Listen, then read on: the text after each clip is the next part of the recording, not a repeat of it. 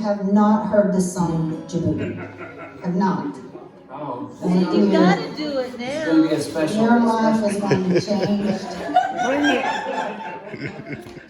Just wait, I'm standing. You have to tell them the story, the ones who don't know. So I've been lucky enough, I've gotten to go on 10 different tours for Armed Forces Entertainment, playing for our men and women in uniform all over the globe. It's been my pleasure, I'll tell you what. I've been to, I think, about 20 different countries now doing that. Never made it to Iraq or Afghanistan, but I've been everywhere else they wanted to send me. And on this one particular trip, we went to the Middle East, and we went to Saudi Arabia, and we went to Kuwait, we went to Qatar, and we went to Bahrain. And they sent us on a little side mission to a country in Africa they called Djibouti. And of course, the guys in the band were like, "We need to write a song about Djibouti." Well, it was the day of the show, and we still haven't written the song, and I was like, man, I feel like we're letting down the troops. I mean, Djibouti is a very difficult place to be deployed. It's like 143 degrees there. Like it's like the worst deployment ever. It's pretty brutal. I've talked to some guys that were stationed there, and they said, man, I would rather they send me back to Afghanistan or Iraq than go back to that place. So we thought, well, we need to write something to make these guys smile, take their mind off what a lousy place they got to be deployed in. So I said, you know what, let's just see if we can come up with something right before the show. So we sat down on the bunk bed there in the tent in Africa. We wrote this here song. And over the years, it's gotten longer and longer from contributions from people like you, our friends and fans.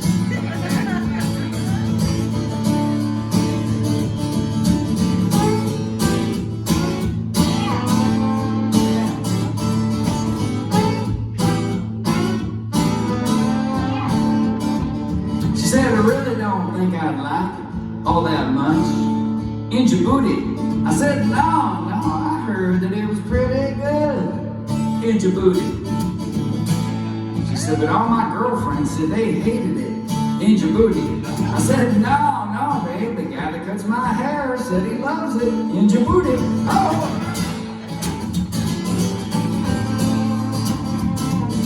You don't ever need no raincoat in Djibouti.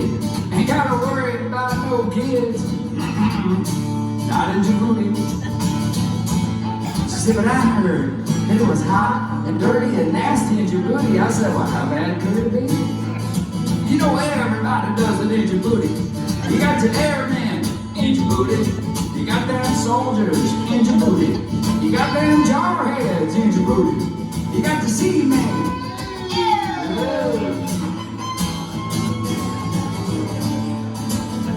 It just gets worse and worse and worse. Now I'm at the cantina on one hot and steamy night. I whined and I begged and I pleaded. See, I was trying to change her mind. So I gave her my beer card and she slammed 3 tall boys down. We found ourselves a bunker and I finally got her turned around. Well, now she says she loves it in Djibouti. She wants it all the time in Djibouti. And one tour to do it just ain't enough in Djibouti. She wants me to re-up in Djibouti. She likes an airman in Djibouti. She likes them soldiers in Djibouti. She likes them jarheads in Djibouti. She likes the seaman.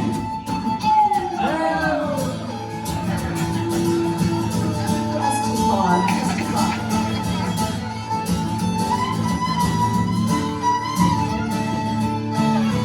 So the last few years, Coley and I moved up to North Idaho.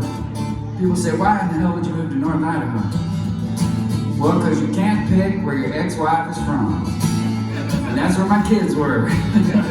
So we moved up there while my son Wyatt was in high school.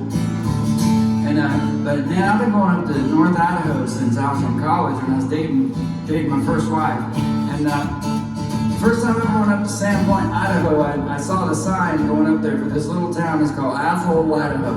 It's spelled A-T-H-O-L, Athol. You know where this is going. And I remember thinking, what an unfortunate name for a town. Who would want to be from a place called Athol? Well, as fate would have it, I was doing a show up in North Idaho one night when who should I meet but the mayor of Athol. Darla. Her name's Darla. Yeah. She's like this tall and hilarious. Yeah. She said, yeah, I'm the mayor of Athol. I know we're the butt of a lot of jokes. She said, you know what they call people from our town? They call us Athols. She said, we can't even have a sports team up there. You know why? Because nobody wants to root for the Athol Raiders or the Athol Pirates, and certainly not the Athol Packers. We didn't make like any of this up like for the show. Like she said all She totally told us all this stuff. Poor Hannah's over there like, what did I get into? What have I got myself into? She said, you know, it got so bad we were going to change the name of the town. I said, what would you change it to? She said, oh, we're thinking about maybe Aneth. But a couple years ago, Darla invited Coley and I up there to headline the festival they have up there. It's called Athol Days. And we really did it for one reason and one reason only. We were hoping in the local paper up there, the Athol Bottom Dollar, that there would be a headline that read, Djibouti songwriter packs him in an Athol. That was the whole reason he wanted to do it. Because like a week before, I was looking at the calendar and I was like, tell me again why we're doing this. Like, remind me. And he's like, babe, I swear to God, this is going to get us on Jimmy Kimmel. I swear to God. So I'm like, okay. She likes the game now, in Djibouti. She likes to have privates, in Djibouti. She likes the grunts, in Djibouti.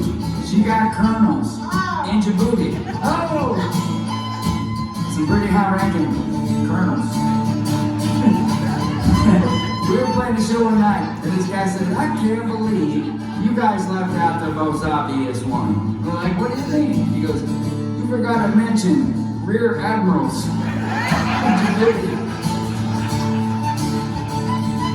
Another guy said, I knew a guy one time, no lie, this guy's name was Rear Admiral Coley Hunter. That's true. I think he's cutting hair now. Anyway, should we tell them the other part of the story? It's too much. Is it too much? No, do I think I want to hear the other part of the story. So we're traveling in the motorhome. We're in the Home Street motorhome. Then we're traveling through Missouri. We go down Highway 44. We see the sign for this big place. It's called the Uranus Fudge Factory. Swear to God. Swear to God. You can Google it. Like, these are the things that happen to you when you travel full time. That's right. This big billboard, and across the bottom of it, it says, the best fudge comes from Uranus. Not what it is. And so I looked at Coley and I was like, I don't know about the fudge, but we are definitely going to stop and get the t-shirt. He's like, we gotta go get the t-shirt. You got to get the shirt. That's hilarious. Anyway, so we're driving that motorhome. You can't stop it on a dime. It weighs 100,000 pounds or whatever. So we missed the exit. We had to go down to the next exit, which is a little town called Dixon, Missouri. And we had to flip a U-turn at that the Dixon Uranus exit.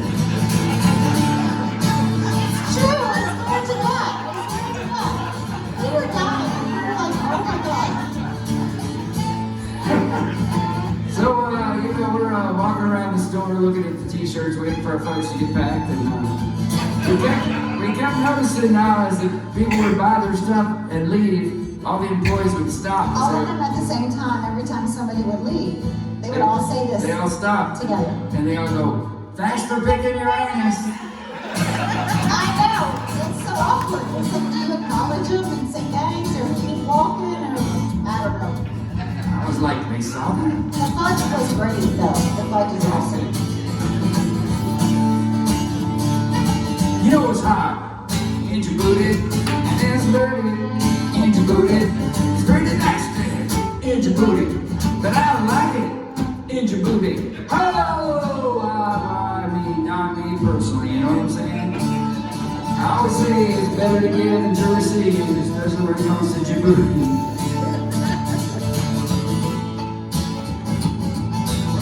Stop and look at me. But the best thing about it all is, well, I'm really big down there in Djibouti. Uh-huh.